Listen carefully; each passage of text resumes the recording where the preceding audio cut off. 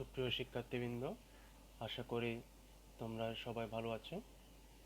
কর্ণফুলী এজে চৌধুরী কলেজ কর্তৃক আয়োজিত অনলাইন ভিত্তিক ক্লাসে তোমাদের সবাইকে স্বাগতম জানাচ্ছি। আমরা রসায়ন দ্বিতীয় পত্রের প্রথম অধ্যায়ে পরিবেশ রসায়ন নিয়ে আলোচনা করছিলাম। আজকে আমাদের তৃতীয় লেকচার।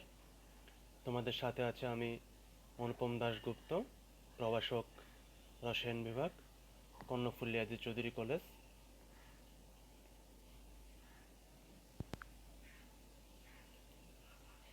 আজকে দেখো আমরা গ্যাসীয় অংশগুলো আলোচনা শুরু করব। বয়েল ও চার্লসের সূত্র আলোচনা করার পূর্বে আমরা কিছু একক নিয়ে আলোচনা করব। গ্যাসের তাপ, চাপ ও আয়তনের একক সমূহ নিয়ে। মেইনলি আমরা আয়তন ও চাপটার যে এককগুলি রয়েছে সেগুলোর নিয়ে, কনভার্সনগুলি রয়েছে সেগুলো নিয়ে একটু আলোচনা করব। এখানে দেখো 1 মিটার কিউব সমান হচ্ছে কি, 1 মিটার কিউব যা 1000 লিটারও তা, ডেসিমিটার কিউবও কিন্তু তা। তাহলে 1 লিটার সমান কি, 1 লিটার বা 1 ডেসিমিটার কিউব সমান হচ্ছে যা 1000 মিলিলিটার অথবা সিসি বা সেন্টিমিটার কিউবও কিন্তু তা। এবার দেখো 1 মিটার কিউব যা 10⁶ মিলিলিটারও তা, 10⁶ সিসিও তা, 10⁶ সেন্টিমিটার কিউবও তা। তাইলে আমাদের এই এককগুলি আমাদের ম্যাথমেটিক্যাল টার্মসগুলো সলভ করার ক্ষেত্রে এই জিনিসগুলো কাজে আসবে। এবার দেখো আমরা চাপ নিয়ে আলোচনা করি। 1 অ্যাটমসফিয়ার সমান হচ্ছে কি 101.325 কিলো প্যাসকেল। এবার যখন এটাকে 1000 দিয়ে গুণ করব তখন হয়ে যাবে কি প্যাসকেল। তাহলে মনে রাখার জন্য কি 101.325 জাস্ট 1000 দিয়ে গুণ করার পরে দশমিকটা উঠে যাবে প্যাসকেল, অথবা নিউটন মিটার স্কোয়ার যা। আমাদের এই কনভার্সনগুলো লাগবে কখন, ম্যাথমেটিক্যাল টার্মস যখন একটা প্রেসার যদিও তোমাকে কিলো প্যাসকেলে দেওয়া থাকে। ধরো প্রাথমিক চাপটা কিলো প্যাসকেলে দেওয়া আছে, তাহলে পরবর্তী চাপটাও কিসে বের করতে হবে, কিলো প্যাসকেলে বের করতে হবে। সেই জন্য যদি প্যাসকেলে দেওয়া থাকে তাহলে আমাদের প্যাসকেল, পরবর্তী চাপটাও প্যাসকেলে করতে হবে, অর্থাৎ এককগুলোকে কি একই শ্রেণীতে আনতে হবে। তাহলে এখানে 101.325 pascal or newton metre square সমান হচ্ছে কত, 76 সেন্টিমিটার মার্কারি। ভারত চাপও তা, অর্থাৎ 760 মিলিমিটার মার্কারিও কি একই। 1 টর্ক সমান কি 1 মিলিমিটার মার্কারি, একই জিনিস। 1 বার ইজ ইকুয়াল টু কত, 100 কিলো প্যাসকেল। সুপ্রিয় শিক্ষার্থীরা, এই কনভার্সনগুলি তোমাদের ম্যাথমেটিক্যাল টার্মসে খুবই লাগবে, আর জিনিসগুলো একটু আয়ত্ত রাখার চেষ্টা করবে। এবার দেখো তাপমাত্রা যেটা থাকবে, হ্যাঁ, ধরো 25°C দেওয়া থাকে, তাহলে 25-এর সাথে কি করতে হবে, 273 যোগ করে এটাকে কেলভিনে নিতে হবে। সেই জন্য এখানে দেওয়া হয়েছে কি, যখন তাপমাত্রা ক্যাপিটাল টি অর্থাৎ T°C প্লাস 273 কেলভিন। ধরো কোনো একটা তাপমাত্রা দেওয়া আছে ম্যাথে 20°C, আমাকে কি করতে হবে, এটাকে কেলভিনে নিতে হবে। তখন 20-এর সাথে 273 যোগ করে অবশ্যই এটাকে কিছু নিয়ে যেতে হবে, কেলভিনে নিয়ে যেতে হবে।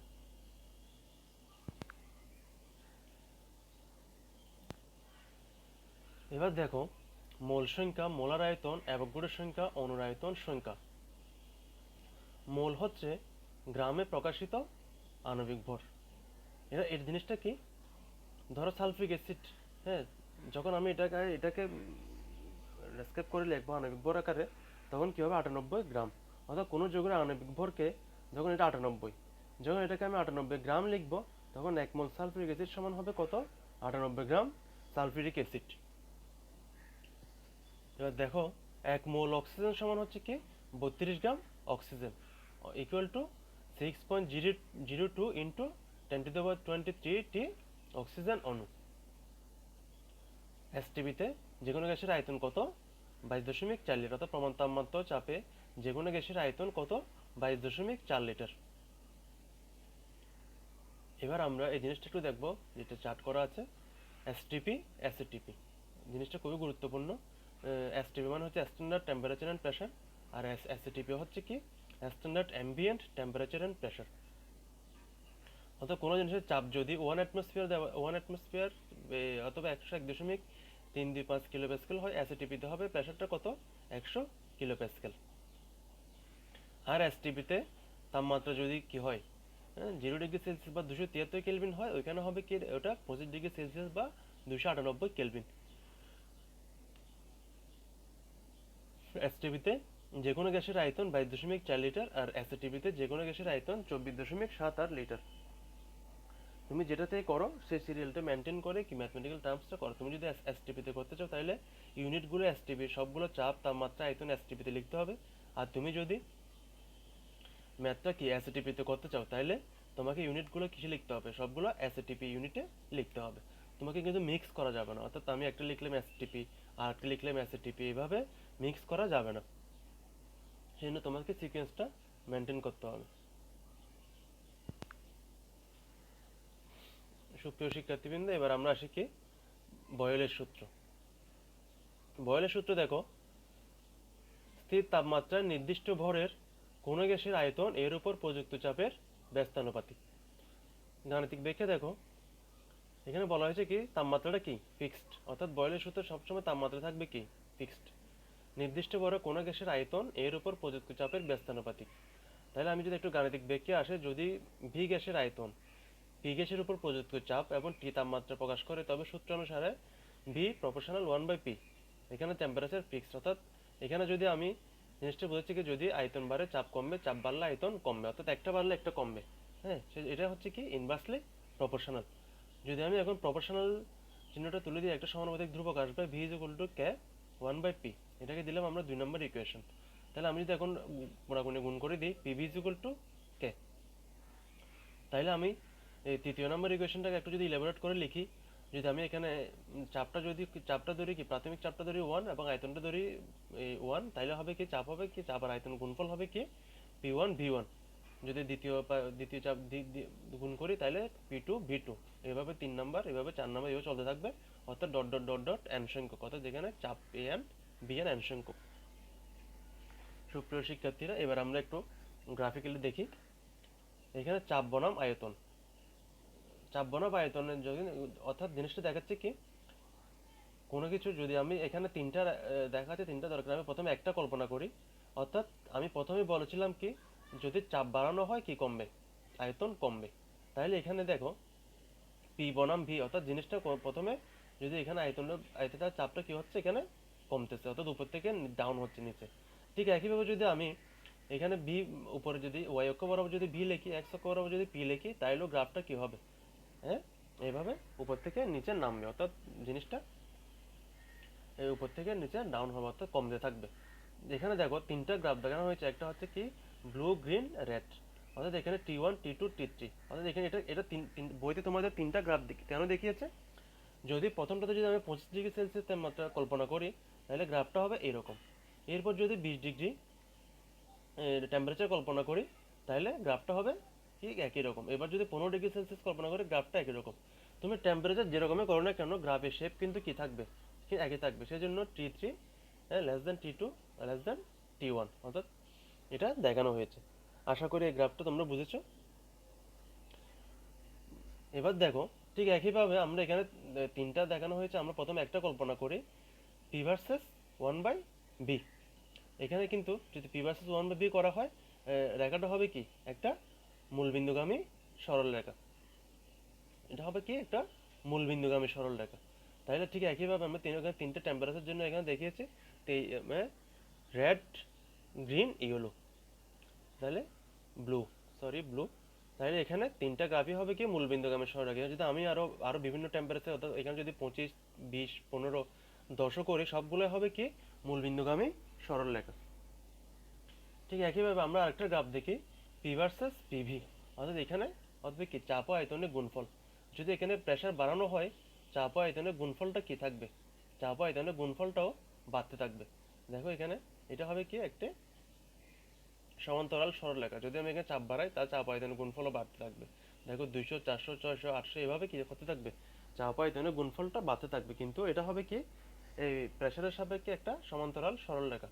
এই যে আমরা রেখাগুলি পেলাম এটাকে সমতাপীয় রেখা বলা হয়, এর নাকে কি বলা হয় আইসোথার্ম। হ্যাঁ, আইসোতে একই, তার মতো হচ্ছে কি টেম্পারেচার।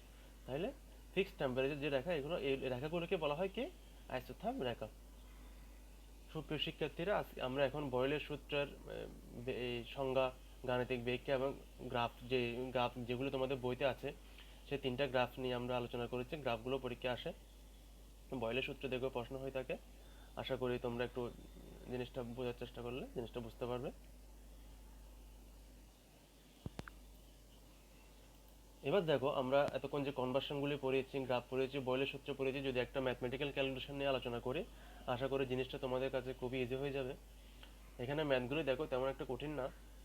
যদি 30°C তাপমাত্রায় ও 0.312 লিটার আয়তনের কোনো পাত্রে রক্ষিত একটি আদর্শ গ্যাসের উপর প্রযুক্ত চাপ 800 কিলোপ্যাসকেল থেকে বৃদ্ধি করে 984 কিলোপ্যাসকেল চাপ প্রয়োগ করা হয়, তবে গ্যাসটির আয়তন কত হবে?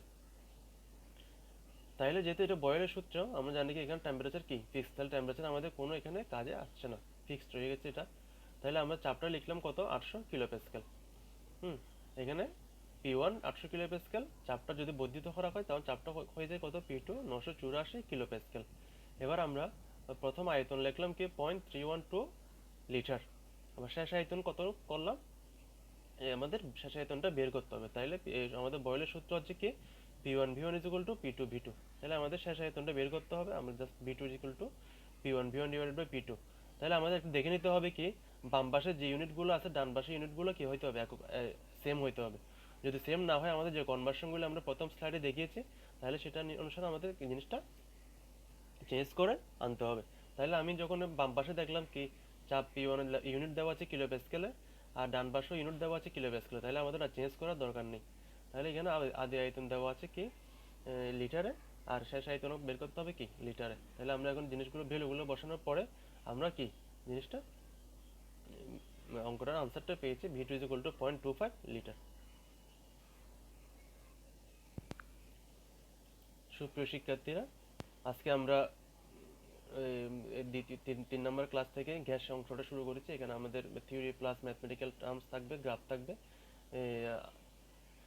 প্রথমে আমরা আজকে কিছু চাপের একক সমূহ যে ইউনিটগুলোর কনভার্সনগুলি দেখিয়েছি। তোমরা ইউনিটগুলোর কনভার্সনগুলি একটু খাতায় লিখে প্র্যাকটিস করবে, কারণ এটা যে কোনোভাবে আসতে পারে। হ্যাঁ, সেজন্য ইউনিটগুলো খুবই গুরুত্বপূর্ণ প্রথম স্লাইডটা। এরপর আমরা এসটিপি এসটিপির জিনিসগুলো একটু এক্সপ্রেস করেছি, জিনিসগুলো একটু দেখবা। এরপর আমরা বয়েলের সূত্র নিয়ে এক্সপ্লেন করেছি। এরপর আমরা একটা ম্যাথমেটিক্যাল ক্যালকুলেশন দেখিয়েছি। আশা করি তোমরা আজকের লেকচারটা ভালোভাবে বুঝেছো। যে এরপর যদি কোনো তোমাদের সব প্রবলেম থেকে থাকে, তোমরা অবশ্যই আমাকে জানাবে, ইনবক্সে জানাবে যদি সম্ভব না হয়। আর যদি তোমাদের আমাদের তো ক্লাস খুলে যাওয়ার সম্ভাবনা আছে 30 তারিখে, তোমরা অবশ্যই আমাকে নাইলে ক্লাস জানাবে যে অংশটা আমি বুঝিনি। আজকে এই পর্যন্তই, তোমরা সবাই ভালো থাকবে, সবাইকে ধন্যবাদ।